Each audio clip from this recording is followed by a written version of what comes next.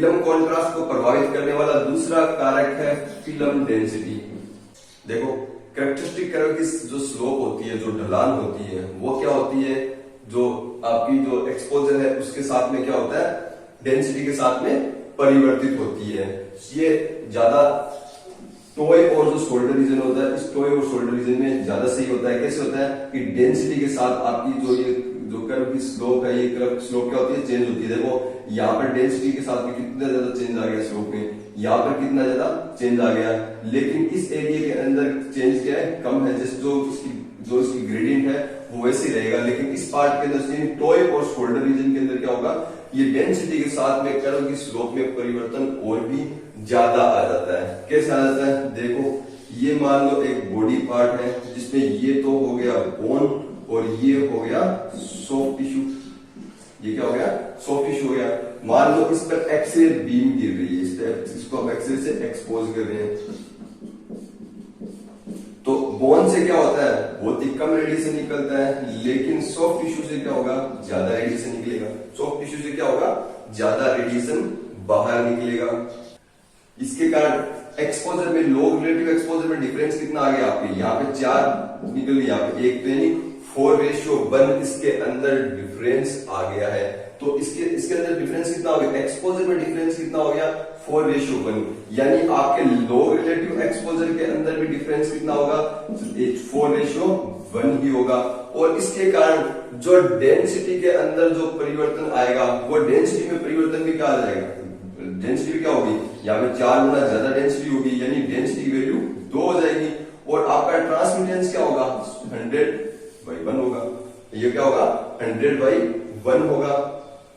तो देखो मान लो आपने एक फिक्स केवीपी डाला है, एक फिक्स केवीपी डाला है, इस फिक्स केवीपी के साथ में आपने एक निश्चित एक्सपोजर दिया है, तो जितना निश्चित एक्सपोजर दोगे उससे क्या होगा, यहाँ पर अगर एक एक्सरे फोटोन बाहर आ रहा है, यहाँ पे 4 आ रहा है, तो आपको एक कॉन्ट्रास्ट उत्पन्न हो गया है। यहाँ पर क्या होगा, एक डेंसिटी में डिफरेंस क्रिएट हो गया है। अब अगर आप एमएस को बढ़ाओगे, थोड़ा सा और बढ़ा दिया, तो क्या होगा, यहाँ पर 2 एक्सरे फोटोन निकलेंगे, तो यहाँ पर 8 एक्सरे फोटोन बाहर आ जाएंगे। यानी यहाँ पर जो एक्सपोजर का डिफरेंस या डेंसिटी का डिफरेंस है वो ऐसे का ऐसा ही रहेगा, चाहे आप के एमएस को कितना भी बढ़ाओ, क्या कुछ भी बढ़ाओ। तो केवीपी क्या करेगा, केवीपी क्या करता है, केवीपी जो लोग रिलेटिव एक्सपोजर डिफरेंस का रेशियो, लोग रिलेटिव जो आपका यहाँ पे लोग रिलेटिव एक्सपोजर है, इनका जो अंतर हो गया, इनका रेशियो हो गया, वो किसके द्वारा निर्धारित हो रहा है, केवीपी द्वारा। कैसे, केवीपी फिक्स कर दिया, इस केवीपी के अनुसार अगर यहाँ पर रेशियो 4:1 है, तो ये 4:1 ही रहना है, चाहे आप एमएस के अंदर कितना भी परिवर्तन करो। तो ये जो डिफरेंस है लोग रिलेटिव एक्सपोजर में, ये किसके द्वारा निर्धारित होता है, केवीपी के द्वारा निर्धारित होता है। देखो अगर केवीपी फिक्स हो तो आप मिली एम्पियर सेकंड या एक्सपोजर के अंदर आप कितना भी चेंज करो, या किसके अंदर, एक्सपोजर के अंदर, या इसके अलावा अगर आप एफएफडी के अंदर, ये तो एक्सपोजर हो गया, एफएफडी के अंदर भी चेंज करते हो, तो सब इस लोग रिलेटिव एक्सपोजर कर्व के डिफरेंस के अंदर कोई परिवर्तन नहीं होता। कैसे, केवीपी फिक्स कर दिया, अगर यहाँ पर 1:4 का अगर क्रिएट हो गया इस केवीपी से, अगर आप एमए यानी ट्यूब करंट बढ़ाते हो तो भी इसमें चेंज नहीं होगा, टाइम बढ़ाते हो तो भी चेंज नहीं होगा, और आप FFD film to focus distance यानी फोकस के साथ फिल्म की डिस्टेंस बढ़ाते हो तो भी इसके अंदर परिवर्तन नहीं होता है। मैं आपको ग्राफ के द्वारा ये चीज बताता हूँ आपको कैसे होगा।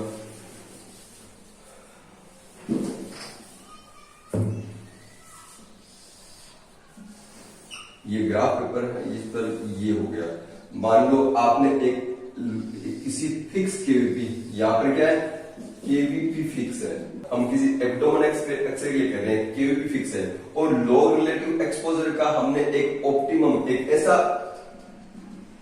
ये एक कर्व का ऐसा पार्ट है जहां पर क्या है, आपको मैक्सिमम डेंसिटी डिफरेंस मिल रहा है। क्या मिल रहा है, मैक्सिमम डेंसिटी डिफरेंस मिल रहा है, यानी आपको 4:1 का आपको डेंसिटी डिफरेंस मिल रहा है, यहाँ पर आपको जो डेंसिटी डिफरेंस मैक्सिमम मिल रहा है। इतना ही आपको लोग रिलेटिव एक्सपोजर में जो डिफरेंस होता है वो आप यहां लीजिए, सेम इतना ही, कितना, इतना ही, मतलब आपका लोग रिलेटिव एक्सपोजर में डिफरेंस जितना यहाँ था उतना यहाँ ले लिया। अब आपको डेंसिटी में डिफरेंस कितना मिलेगा, अब आपको डेंसिटी में डिफरेंस इतना मिलेगा।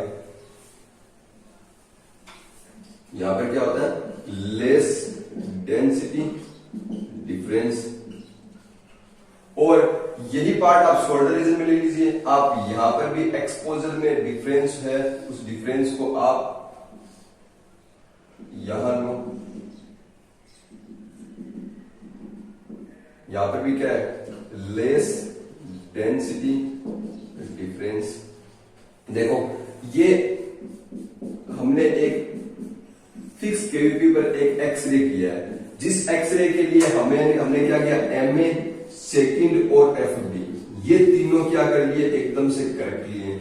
ये क्या लिए, एकदम से सही लिए। यानी हमने इस तरह से एब्डोमेन का एक्सरे कर रहे हैं, केवीपी फिक्स है और हमने इतना एमएएस दिया है, इतना एमएएस और एफडी इतनी रखी है कि आपका ऑप्टिमम एक एक्सरे प्राप्त हो, उस पर ऑप्टिमम डेंसिटी उस पर प्राप्त है, यानी सबसे अच्छा एक्सरे हो।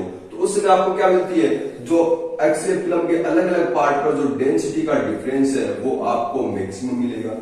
इसी एक्सरे को केवीपी फिक्स करते हुए अगर आपने थोड़े से एमएस कम रख दिए, थोड़े से एमएस क्या रख दिए, कम रख दिए, तो ये एक्सरे कहां शिफ्ट हो जाएगा, ये टॉय रीजन में शिफ्ट हो जाएगा। आपका लॉग रिलेटिव एक्सपोजर अभी भी आपके बोन और सॉफ्ट टिश्यू के अंदर से एक्सरे बीम जो निकलेगी, उस एक्सरे बीम का रेशियो समान होगा। यानी लॉग रिलेटिव एक्सपोजर है, इनका अंतर या इनका रेशियो क्या होगा, अभी भी वही है, सेम है जैसा यहाँ पे था।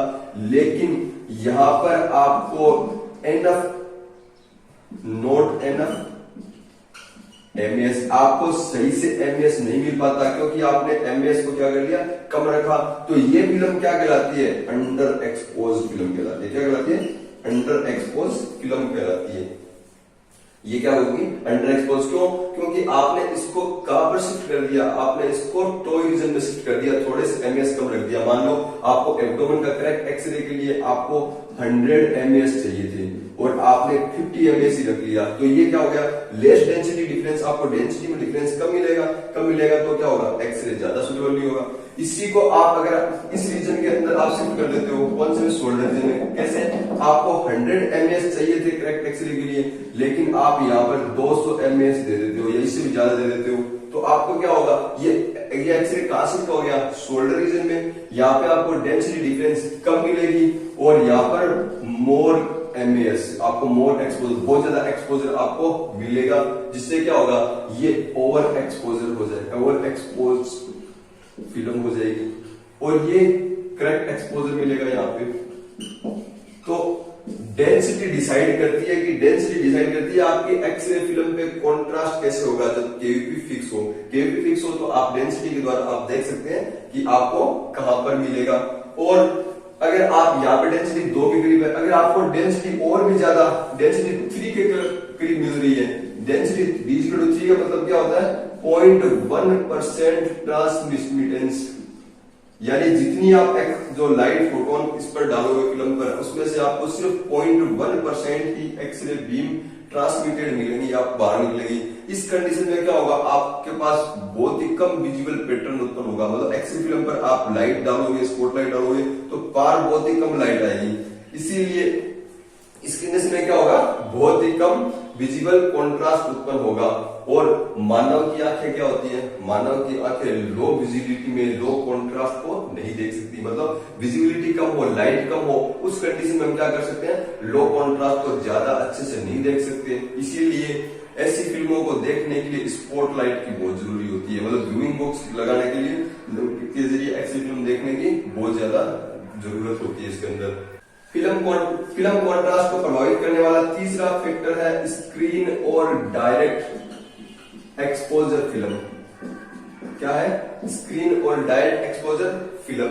इसमें क्या होता है, अगर हम एक एक्सरे फिल्म जो इंटेंसिफाइंग स्क्रीन के साथ काम में लेने के लिए बनी है, और इसको हम इंटेंसिफाइंग स्क्रीन के साथ काम में न लेके डायरेक्ट ही एक्सरे से एक्सपोज करें, तो इस फिल्म से जो कैरेक्टरिस्टिक कर्व होगा, वो कैरेक्टरिस्टिक कर्व आपको अलग तरह का कैरेक्टरिस्टिक कर्व प्राप्त होगा। वो इससे प्राप्त होने वाले कैरेक्टरिस्टिक कर्व जैसा नहीं होगा। अगर स्क्रीन काम में नहीं ली जाती है, मान लो स्क्रीन काम में नहीं लेते, सिर्फ एक्सरे से ही डायरेक्ट फिल्म को एक्सपोज करते हैं, तो हमें एक्सपोजर प्राप्त करने के लिए तो ज्यादा एक्सपोजर की आवश्यकता होती है। अगर इमेज प्राप्त करने के लिए इंटेंसिफाइंग स्क्रीन काम में नहीं ली जाती है, एक्सरे फिल्म को डायरेक्टली एक्सरे से एक्सपोज किया जाता है, तो हमें ज्यादा एक्सपोजर या एमएएस की आवश्यकता होती है। क्यों होती है? क्योंकि स्क्रीन का इंटेंसिफिकेशन फैक्टर 15 से 50 तक होता है। मैंने आपको इंटेंसिफिकेशन फैक्टर बता दिया था, अगर आप वीडियो देखना चाहते हो तो उसका लिंक नीचे डिस्क्रिप्शन में आपको मिल जाएगा। तो इंटेंसिफिकेशन फैक्टर 15 से ज्यादा होता है, इसलिए इसे सेम इतना ही यहाँ पर डेंसिटी प्राप्त करने के लिए यहाँ पर ज्यादा एक्सरेज की आवश्यकता होगी। जैसे मान लो एक एक्सरे एब्डोमेन एक्सरे प्राप्त करने के लिए आपको 1 मिली रोंटजन एक्सरे जो एक्सपोजर की आवश्यकता होती है। कब? जब आप इंटेंसिफाइंग स्क्रीन काम में लेते हो। इस इंटेंसिफाइंग स्क्रीन सिस्टम से डेंसिटी D = 1 प्राप्त करने के लिए आपको 1 मिली रोंटजन एक्सरे की आवश्यकता होती है, 1 मिली रोंटजन एक्सपोजर की आवश्यकता होती है। तो इसी डेंसिटी D = 1 प्राप्त करने के लिए आपको डायरेक्ट एक्सरे से एक्सपोज करते हो तो आपको 30 मिली रोंटजन के बराबर आपको क्या चाहिए होगा? आपको एक्सपोजर की आवश्यकता होगी। देखो एक्सरे फिल्म है, अगर आप इसको एक तो एक्सपोज करते हो लाइट से और दूसरी आप डायरेक्ट एक्सपोज करते हो एक्सरे से, तो लाइट से एक्सरे से एक्सपोज करते हो तो यहां पर आपको कॉन्ट्रास्ट कम प्राप्त होता है, और लाइट से आप यानी इंटेंसिफाइंग स्क्रीन या स्क्रीन फिल्म सिस्टम भी बोल दो आप, इसमें आपको हाई कॉन्ट्रास्ट प्राप्त होता है। इसमें क्या प्राप्त होता है? हाई कॉन्ट्रास्ट प्राप्त होता है। क्यों होता है? क्योंकि इसका एग्जैक्ट कारण तो अभी तक नहीं पता, लेकिन ये शायद एक्सरे इमल्सन या सिल्वर लाइट ग्रेन के द्वारा एक्सरे को एब्जॉर्ब करने की क्षमता पर उस पर निर्भर करता है। इसके अलावा देखिए एक्सरे के प्रति अगर हम सेंसिटिविटी देखें तो स्क्रीन फिल्म सिस्टम है वो क्या होगा? ज्यादा सेंसिटिव होगा बजाय डायरेक्ट या एक्सरे जो डायरेक्ट एक्सरे फिल्म सिस्टम है उसके अंदर। कैसे? देखो जो इंटेंसिफाइंग स्क्रीन है ये हाई केवीपी एक्सरे के प्रति क्या होती है? ज्यादा सेंसिटिव होती है। लो केवीपी और स्कैटर रेडिएशन होता है उसके प्रति ये क्या होती है? लो सेंसिटिव, यानी उसके प्रति कम सेंसिटिव होती है। इसलिए क्या होगा? एक्सरे जो पेशेंट से पार होके जो एक्सरे बीम निकलेगी उसमें क्या होती है? लो केवीपी की एक्सरे या स्कैटर एक्सरे भी होती हैं, उनके प्रति क्या होगा? ये एक्सरे फिल्म बिल्कुल भी सेंसिटिव नहीं होगी। एक्सरे फिल्म क्या होगी? बिल्कुल सेंसिटिव कम होगी, इसलिए आपको कॉन्ट्रास्ट ज्यादा मिलेगा। और एक्सरे फिल्म होती है ये लो केवीपी और स्कैटर के प्रति ज्यादा सेंसिटिव होती है। हाई केवीपी को ये एब्जॉर्ब नहीं कर पाती है, ये फोटो इलेक्ट्रिक इफेक्ट के कारण होता है। इसमें हाई एटॉमिक नंबर के सब्सटेंस होते हैं, इसमें लो एटॉमिक के होते हैं, इसलिए ये हाई केवीपी के प्रति ज्यादा सेंसिटिव होती है, ये लो केवीपी के जरिए। तो इससे क्या होगा? आपको हाई कॉन्ट्रास्ट इमेज मिलेगी। आपको क्या मिलेगी? High contrast. और इससे आपको क्या मिलेगा?